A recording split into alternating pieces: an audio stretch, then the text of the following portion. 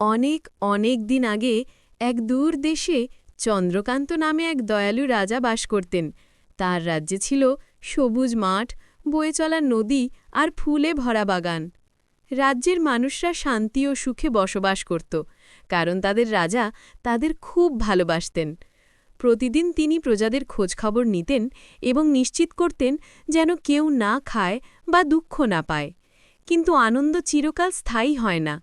একদিন পাশের রাজ্যের রাক্ষসরাজ দূত পাঠাল, আমার কাছে তোমার রাজ্য সমর্পণ করো, না হলে আমি তোমার প্রজাদের ধ্বংস করব। এই সংবাদ গ্রামে ছড়িয়ে পড়তেই ভয় গ্রাস করল সবাইকে। মানুষ ভয়ে কেঁপে উঠল। তবুও রাজা চন্দ্রকান্ত দৃঢ় থাকলেন। তিনি প্রজাদের বললেন, ভয় পেও না, তোমাদের ক্ষতি হবার আগে আমি প্রাণ দেব। সেই সময় এক দরিদ্র রাখাল ছেলে এগিয়ে এলো। সে বলল, মহারাজ, আমি রাক্ষসের সঙ্গে লড়ব, আমাকে বিশ্বাস করুন। রাজা বিস্মিত হলেন, কিন্তু ছেলেটি সাহস দেখে রাজি হলেন।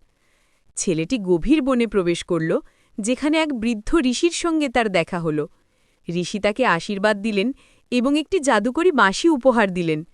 যখন রাক্ষসরাজ তার সৈন্যদল নিয়ে আক্রমণ করল, রাখাল বাঁশি বাজাতে শুরু করল। তার সুরে সৈন্যরা মুগ্ধ হয়ে গভীর ঘুমে আচ্ছন্ন হল। এমনকি রাক্ষসরাজও অচেতন হয়ে পড়ল আর শক্তিহীন হয়ে গেল। রাজ্য রক্ষা পেল। আনন্দে রাজা চন্দ্রকান্ত রাখালকে রাজকীয় উপাধিতে সম্মানিত করলেন। মানুষরা গান আর নাচে উৎসব করল। আবার শান্তি ফিরে এলো।